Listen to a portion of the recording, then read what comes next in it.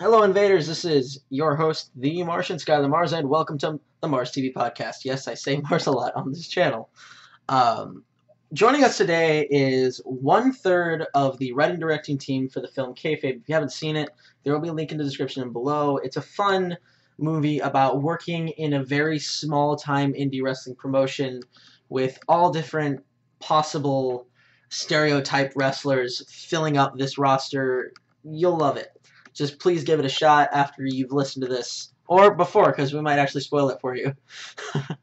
uh, Ladies and gentlemen, here with us is Mike Scully. Mike, thank you for coming on to the show. Oh, thank you very much for having And me. one of the things I love about this movie, and why I had to have you on the show, is its accuracy to everything I've seen in so far the beginning of my wrestling journey. For one, the beginning scene where they're doing the definitions, though a couple of those I didn't recognize, and actually had to ask if those were real, like fees I've never heard, or gaffing is a new one to me too. Were those What research was put into this movie, or are you just an avid wrestling fan? Pete's been wrestling for like 20 years, so he knew all the terms, as well as he did do some research on it. One feedback got a bit of feedback we got from people when we first showed them the rough cut was they didn't understand what some of the terms meant. So we put in some of the definitions at the beginning to sort of help people along. Ah. I just noticed as we watched the beginning of the film that when they write the card, it says, here is the goddamn card. Like, he even swears at his writing. Exactly. Yeah, you can't help. Al Thompson is a great character. Yeah, he was a lot of fun to write. And I believe that actor also played Marco Payne, correct? Right. Yeah, we had someone drop out, so we had to do some finagling, so we would shoot on different days. Where he'd play Marco Payne on days 2, 3, and 5, and then he'd play Al Thompson on the other days. All right, and just actually, okay, a quick. How long did this film roughly take to make? We shot it in 10 days. You shot this entire film in 10 days. It was pretty crazy, but yeah, we did it. The Friday I think we shot. Well, I mean, in some of the scenes I had just listed as like we need a shot of the crowd doing this, or we need a shot of this. But we shot about 50 scenes in one day. We put both wrestling shows, the shows at the beginning and the end, were both shot in one day. That's actually really interesting because I've a lot of movies they take a while to make, and I just came up with this question. Are you still making movies? Yeah, I wrote a short that I didn't direct, but called Mr. Richard Francis. That's doing the festival circuit right now, and I'm shooting a web series, a pilot, in 2 weeks' time, and then I've got another short film that I'd like to shoot as well. So I'm still plugging away. You're still filming. You're still working. Is anyone else in this movie still getting work to your knowledge? I don't think we're doing any film work. They're busy with their other day jobs and whatnot and family. So I can see that. And from my understanding, a few of these wrestlers were actual wrestlers. I believe Steve Justice, Randy Tyler, Casa Supernova, and The Rookie, and Lucky. Marco Payne and Lucky Lupachuk. Yeah, most of them were wrestlers. Wait, Marco Payne that actor actually wrestled? Yep. Really? Yep. Oh, that's. He's doing a lot of stand-up comedy right now, but he still wrestles the odd match. Huh. Does he do it as either of the characters he plays in the film? No, he's got his own character.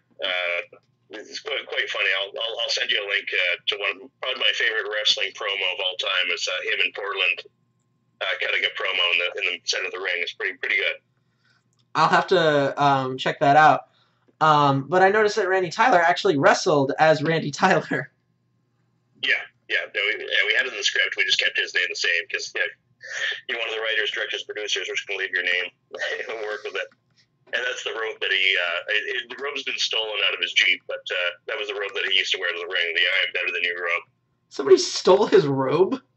Yeah, so if you see like a homeless person in downtown Vancouver wearing a "I am better than you" robe, it's stolen. So it seems like there were a lot of mishaps that happened during the filming of this movie. Yeah. You mentioned earlier that the van letting on fire. Yeah, well, that was previous to us shooting the movie. That whoever owned the van, they had a bit of a mishap and it went up in flames. Which is, so we just subbed out the van for the blue van. And you mentioned earlier the yellow van was going to be called the Yellow Submarine. Correct. Yeah, in the script that's what it's called, but in the filming it was called the Blue Whale. Just changed it on the fly. A lot of this is very accurate to a small time promotion. And you mentioned that you'd actually you were filming for a promotion or something to that effect. Oh no, not filming for a promotion. We just showed it to a lot of people. And one of the flattering things we got from other wrestlers from all over the world was, this reminds me of every locker room I've ever been in. And one of the flattering things we also got was from people that don't like wrestling, said they love the film.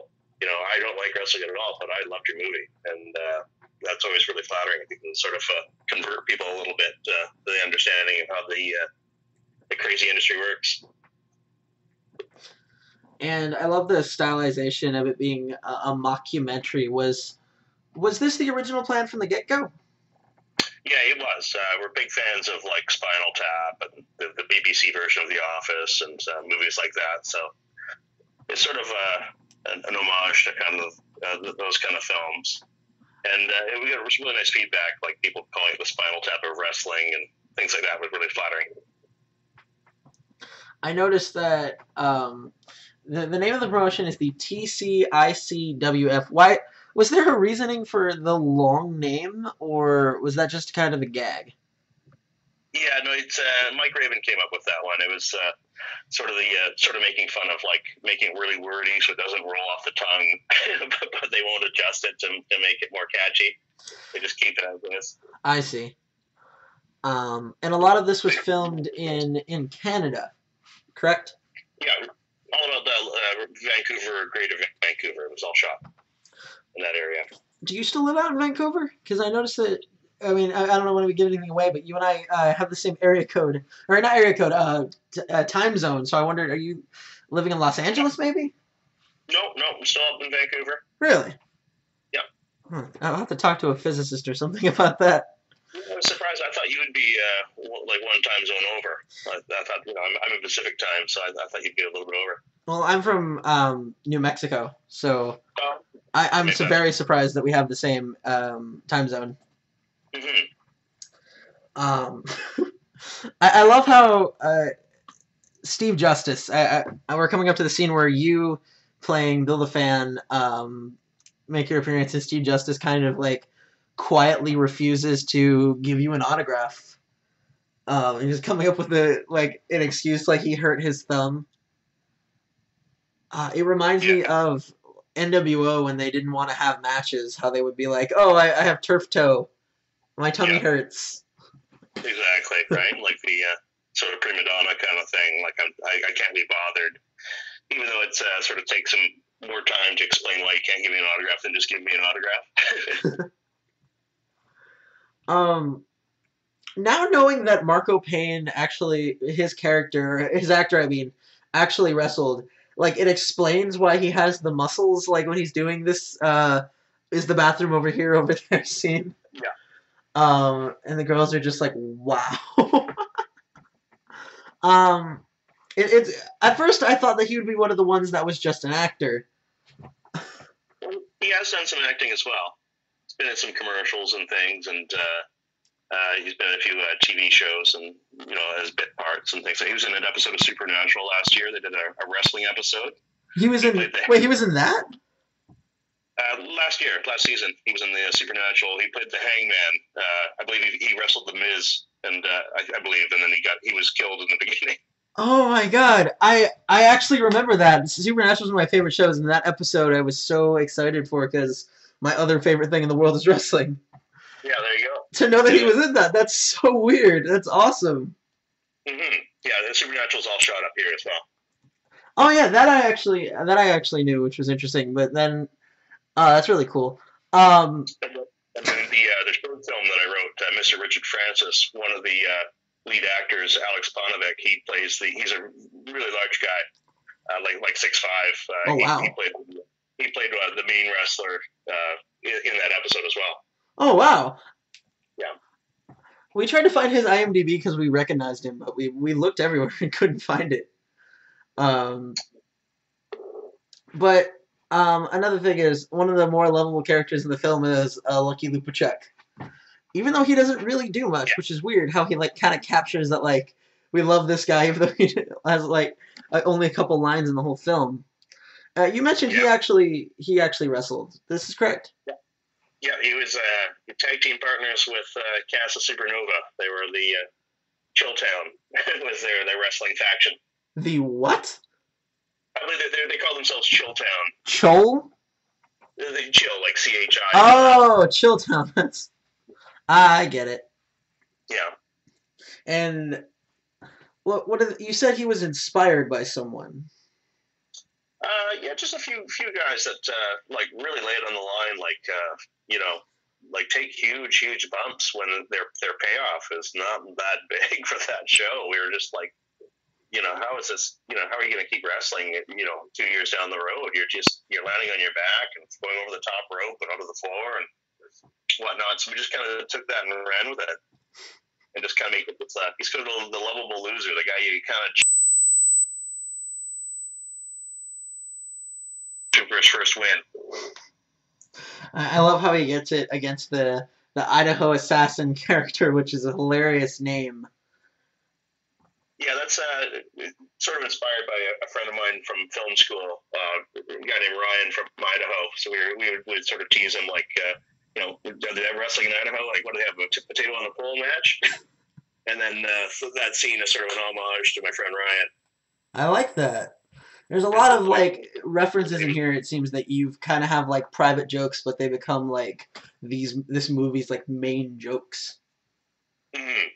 Like that's one of the flattering things we've heard as well is let people watch it the second or third time and then pick up on jokes they didn't catch the first couple times they watched the film. Like, I imagine that when Randy Tyler and Steve Justice shake hands and then say stiff, like, you said that was ad-lib, so I imagine that's like an inside joke for them. Yeah, I'm sure that's something they've probably been doing for years. Oh, yeah. A lot of things in here seem like they are like that, and another one of my favorite characters is Cam Cunningham. He's like the goofy trainee who just seems to forget everything. You said you had an alternate scene. Well, I mean, in the original script, we had him fired, but the way that Robert Parent played him was so great. Like, he was just kind of like, he's like a puppy. So you can't help but cheer for him. And then, so we just had to cut out the scene where he gets fired. I love that he finally makes his debut as the Cunninghammer, and everyone kicks him. Yeah, like a sort of an unplanned run-in. Because that's the guy that sort of inspired it. He kept on offering to do a run-in, and he hadn't done like any training. So we sort of took that and ran with it. Do you still watch wrestling now? Yeah, I PVR it, and I'll sort of watch it sort of the express way and just kind of fire through it. But I do try to keep up with it. Just personal curiosity. Are you fans of anyone particular who may have been like ever? I mean, who may have been like inspiration for characters in the film? I don't know if they'd be inspirations like the pros would be inspirations.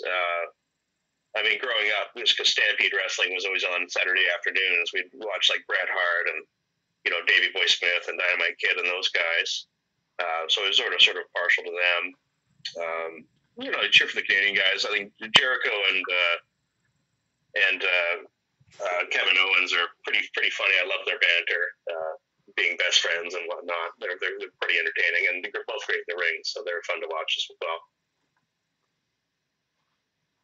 Is there any reasoning? I've now gotten to the scene where they first explain Al is missing. Is there any reasoning to that? Because At first, it kind of caught me off guard that anyone in the movie would go missing. I almost thought it was going to be like a murder mystery. Well, yeah, it's like when you write a script, you sort of need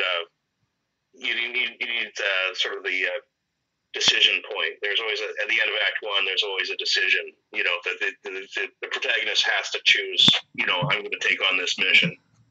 So with him missing, you know, do they fold? Just like you know, just pack up the things and go home, or Randy Tyler steps up. He's like, "Fine, I'll do it."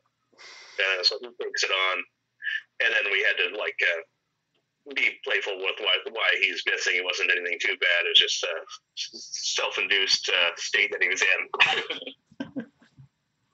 Like you said, I like how the older guys seem to just to drink and drink and drink and drink. And Al Thompson, Al Thompson fits that so perfectly. Oh yeah.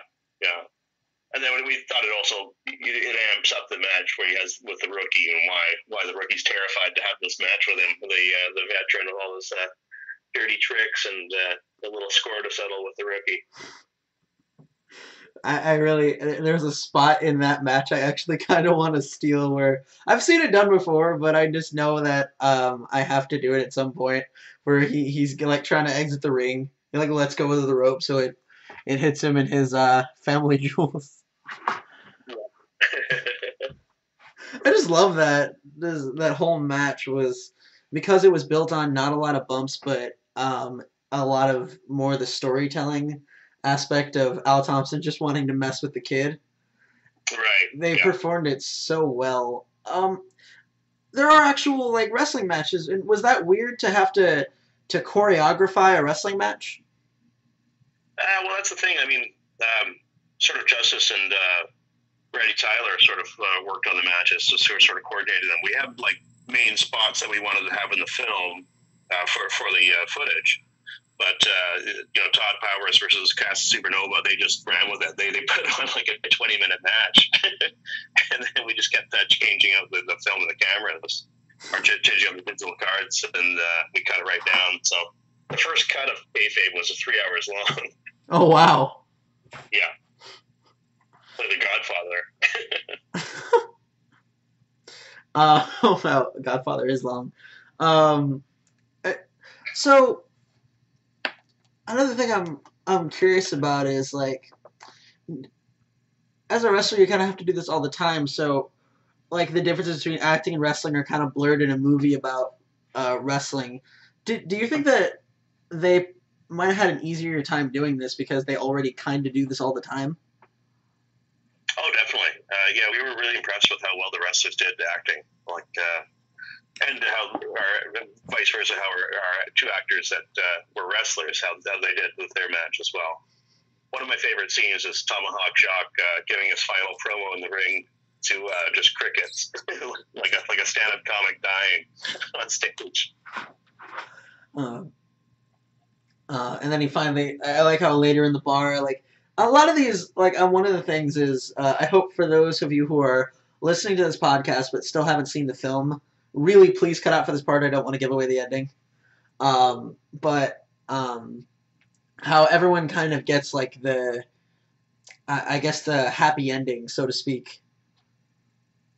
Yeah, like we wanted it to, you know, leave on a positive and sort of tie up all the storylines. You know, when writing the character bios and things like that, I gave every single character a goal, what they really wanted to achieve, and then tried to, you know, maybe not exactly how they wanted to achieve it, but somewhere close to it at the end. Right, and I actually, what's funny is I looked up TCICWF T-shirt just out of curiosity, and there was apparently just like one that's been sitting on eBay for like many years. I imagine. Oh, really? Yeah, I don't know if like a fan made that or if one of you guys just like didn't need the shirt or decided to sell it. There's just one there. It's definitely the logo from the film. Just it's been sitting on eBay for like 7 years or something like that. I wasn't aware of that. I have one myself, but our sort of a props person made a silk screen, and she made a bunch of the T-shirts for the fans randomly wear. But I wasn't aware there's one. Although with places like Vistaprint and whatnot, I should just upload the logo and get a shirt professionally made and just shipped to me. And one thing that's kind of interesting is that this movie's become rapidly more popular just recently, even though you filmed this in, I want to say, 2006? Yeah, 2006, 2007. We had it on Super Channel, that pay TV channel in Canada, for 18 months. And we were talking with one network very loosely about making the TV show, but it didn't happen. I would have loved that. That would have been a great TV show. Yeah, well, we they said they wanted their own writer and their own showrunner, and we said that absolutely, we'll do whatever. And then basically none of their showrunners liked our show, so we couldn't go from there. So, but I've tried pitching other projects with the gentleman that played Marco Payne and the cast of Supernova. We pitched a web series to a local group called Story Hive up here. We didn't win, but we did have a loose outline for like 6 episodes. I'm actually watching this through the YouTube channel you sent me. You should definitely, like, if you had those web series that could be like lost episodes. Well, it was a new set of characters kind of thing, a new kind of setup. But just because not all the actors are still living in this area and whatnot, and some have moved on, so we try to like have the same sort of vibe, but a different take on it. Oh, of course. And from my understanding, you said you were still making short films. Is that correct? Yeah, I wrote a short film called Mr. Richard Francis that premiered this April at the Beverly Hills Film Festival in Los Angeles there. And it's sort of doing the festival circuit right now. And then I've got a web series pilot that we're shooting on the 23rd, which we'll be putting on YouTube once we get it all done. And writing another short that's going to pitch to a local film festival as well. And one of the things is I found out about this film through a YouTuber by the name of Brian Zane. And I liked how he said it was like one of 2 like good wrestling movies. How do you feel about wrestling movies? Oh, it's really flattering. That was the Wrestling with Regret. Yes. He's been really nice to us, and there's a gentleman, TWK, has always been preaching his love for Kayfabe, so it's been really flattering about that as well. I loved Beyond the Mat. I thought the wrestler was really well done, but there's some of them like what was the one with the WCW? Royal Rumble, Ready to Rumble. Ready Rumble, I thought was awful. I'm amazed that they got the wrestlers to take part in it. Like, it was just so insulting to the fans and to the wrestlers. The joke that Scotty Mack made about it is with, like, who plays Cast Supernova. He's like, okay, you got WCW, got one of the greatest iconic wrestlers of all time, Ric Flair. So who are you going to have as your champion?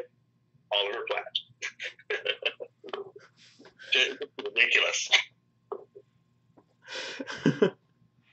I think I don't remember if I've read this correctly, but I think Oliver Platt went on record as saying that, like, not his best work. Oh yeah, no, that's pretty bad. I believe he was called the King, I believe. Yeah, it was like a Jimmy King, I think. Yeah. And it's ridiculous. Funny you mentioned TWK reviews, because I'm looking again I'm watching your upload of the film, because there is another one out there that it was called like Army of Bulldogs as the channel. I didn't know that wasn't you. Yeah. Prior. Yeah, I looked at their thing, and I guess they've got a lot of feature films that they just uploaded themselves without permission or probably knowledge of the filmmakers. Yeah, but it still definitely helped you get out there, so I guess it's kind of a double-edged sword. Oh, absolutely. I mean, that's one of the reasons why I want to make a web series next with people with smart TVs and tablets and their phone. I mean, you can watch it anywhere. And if you put it out there for free, no one can steal it because it's available to everybody. Right. And anyways, I just noticed that, like I said, I'm looking at your version of the film, and the TWK is actually one of the 3 comments. Yeah, absolutely. Yeah, he's been all over it. He's done a few really nice reviews for us. I feel it is my duty to leave one. Oh, excellent.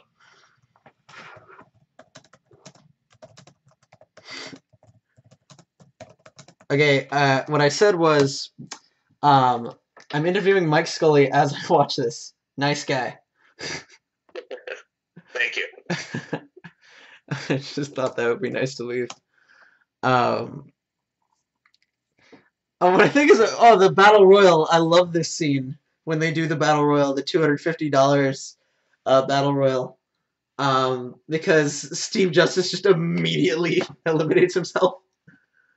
Yeah, he's trying to win the side bet of who can get eliminated first. That's how they make it in the locker room. Though what I think is funny is that the kayfabe prize for it was $250, but the only guy who got paid was the first guy out. Yeah. I don't know if that joke was done purposely or not, but that's pretty hilarious. Well, it's just sort of the joke, like sometimes on Raw you'd see the $100,000 Battle Royal or the Royal Rumble or what have you. They'll make just some outrageous amount. So we thought it'd be funny if they're so broke that $250 is like a huge deal to them. And he's cutting the promo in the church, and he says that we were all monkeys. Yeah. Even though the guy had just asked him not to be offensive. Oh yeah, no, that's sort of inspired by a show at the White Rock Christian Academy where they'd be on the best behavior, and then the first announcer said, "We're gonna have one hell of a show," to start off with it, and you could just see the priest stare at him. So we had to put in something like that, just to try to hone your promos to your audience to make make them sting a little bit more. Well, what's funny is what he says is about the formula for cutting promos is the exact, again, I'll just use the word formula that I've always been giving. This movie just has so much. You definitely did talk to wrestlers, or because it is just so ridiculously accurate. No, thank you. I know we did. It's been really well received as well, so we're very flattered by that. I'd love to see more come out of. More come of this. Well, I mean, you never know if it does well on YouTube. Maybe something else will come down the road. If you showed them the views, I bet you could get that web series going. Possibly, and that was sort of one of the reasons I was talking to Michael Raven on Saturday. We were talking just get it out there and see if anything happens. And worst case is people get to see it and get entertained for an hour and a half. So. Do you still talk to anybody who was in the making of this movie? Oh yeah. I saw Scotty Mac a couple months ago. Travis Waters, Marco Payne lives about 8 blocks from me. Usually just through social media and texting and whatnot, but we still keep in contact. The chinlock. Yeah, and that's inspired by a story that Steve Justice actually used to do when people would boo, when he had a hold on, he would just keep it on there for a couple of minutes. That's amazing. Yeah. I actually did this once at a show I was watching. I was at an NXT show, and Tyler Breeze puts a headlock on Kalisto, and he holds it for a full 2 minutes, I think. And the fans were livid. Yeah, well, it's a good way to get heat, if you have the time. Back in the day, Randy Tyler and Steve Justice, when they were a tag team, they would do, and this was before Edge and Christian did it, they would do a pose for the people who benefited from photography, like that people with cameras. Oh, wow. But they would hold it for about 3 minutes. So the fans would get really annoyed and, swear at them and whatnot. I also just noticed that Steve Justice's singlet in this scene, the back has an actual a logo on it. It's just his name in gold. But then the front, it looks like someone had white duct tape on it. Yeah, that was a joke we're trying to use, but it didn't quite work. we're talking about like if you have a bad wrist, you'll throw some tape on your wrist so the other guy knows, hey, stay away from my left wrist. It's a bad wrist. So having that joke in there that we thought it'd be funny if Justice came out and he's like head to toe in bandages, we weren't allowed to touch him. But through editing, we had to sort of cut the joke out. That is pretty funny. Yeah, like in the script, we sort of had him like a mummy. So, like WCW's Yeti. Yeah, exactly. Right. He only touches hands. That's it. And then there's Marco Payne's ridiculous catchphrase, "Call your grandma, this match is over." Yeah, it's a lot of fun writing Marco's stuff just because it's, there's so many ridiculous catchphrases out there. We just thought it'd be funny if his just made no sense. But he wasn't going to relinquish it. He's going to just keep it and try to work it. He seems a little bit almost like Randy Savage. You know what? That's what he kept reminding me of the whole movie. Well, in one of the bonus scenes, which you'll see when you get your DVD, they're going to send you. Nice. They do the history of Marco Payne, where he had 17 concussions over his career until he was forced to retire after he blew his knee. So.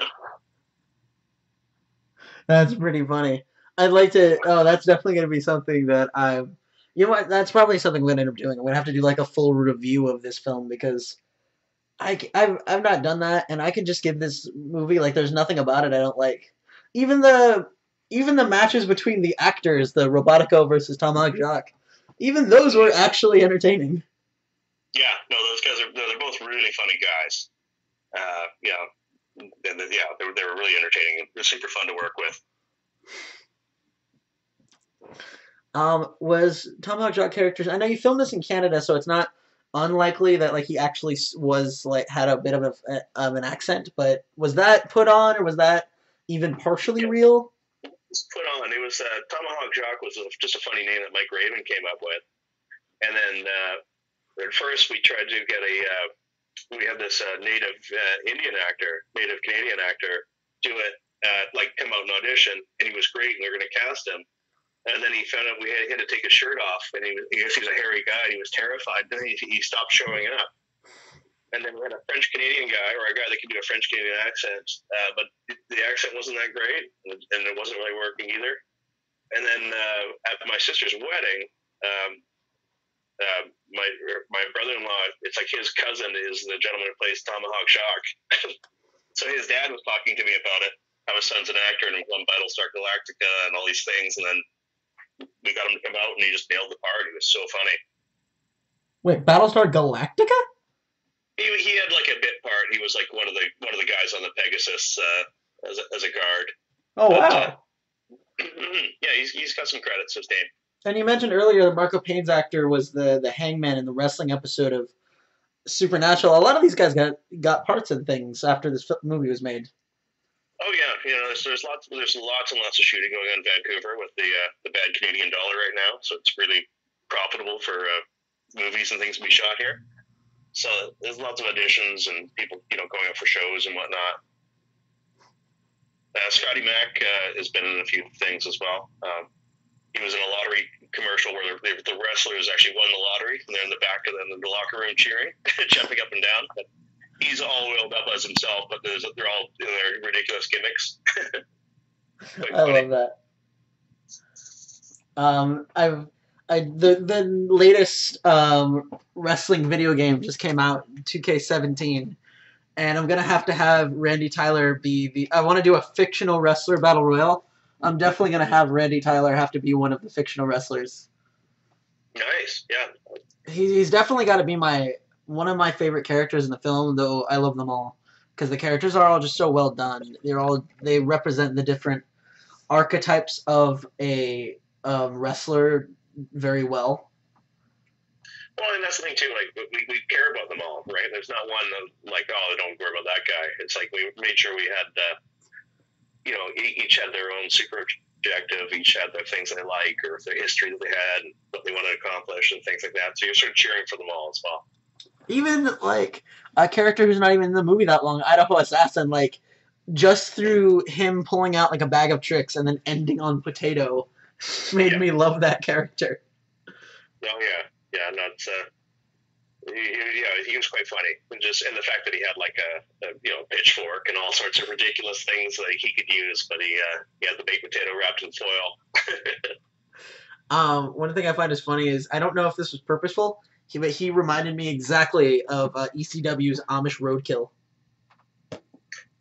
No, I've actually never heard of that character, but well, he was a ECW character. He was a bit of like a jobber even to ECW. But basically, he was a giant Amish man. Oh, okay. And he looked a little bit like the Idaho Assassin character, and I thought that was funny. Yeah, no, he was just a sort of a play on a guy that I went to film school with. But he was one of the local wrestlers. Kill Switch was his wrestling name, and he would wear like sort of punk kind of dark like punk clothing and whatnot. But he was a super nice guy to come out and do the show for us. That was one thing I was really curious about was like the shows, how you had an actual audience how does that work, like having an audience in a movie? Basically, we shot the first show at the beginning of the film in the afternoon, like about 1 o'clock. After that was wrapped up, we shot interviews and scenes around the ring, and then we had put on we got on like the local radio and whatnot, and went to the local high school and handed out flyers and things like that, and pizza and water, bottles of water we were going to give out to the fans.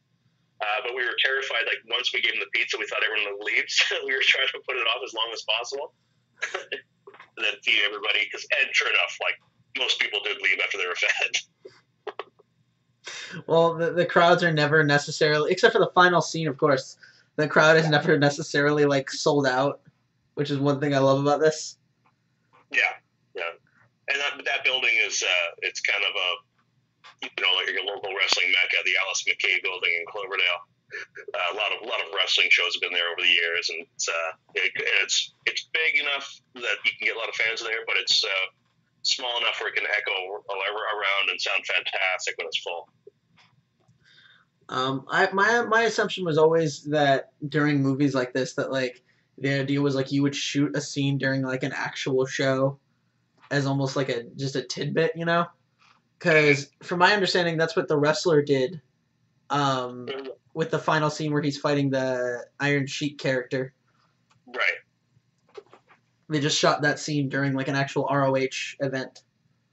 Yeah, I've been to a couple shows where like they have done like a scene for like an indie film or whatnot at the beginning, and just kind of there's just a sign when you come in that you're be aware that you are agreeing to be on film if you're in the background or whatnot. I see. It looks like we're cutting a little bit into my time limit, but thank you very much for coming onto the show again, Michael. Oh, you're very welcome. Thanks for watching the film and being a fan. No problem. Is there anything you'd like to plug possibly before we cut off? Well, I've got a web series that we haven't shot yet, so I don't want to plug it until it's out. But just thank you very much for watching the film, and I hope everyone enjoys it.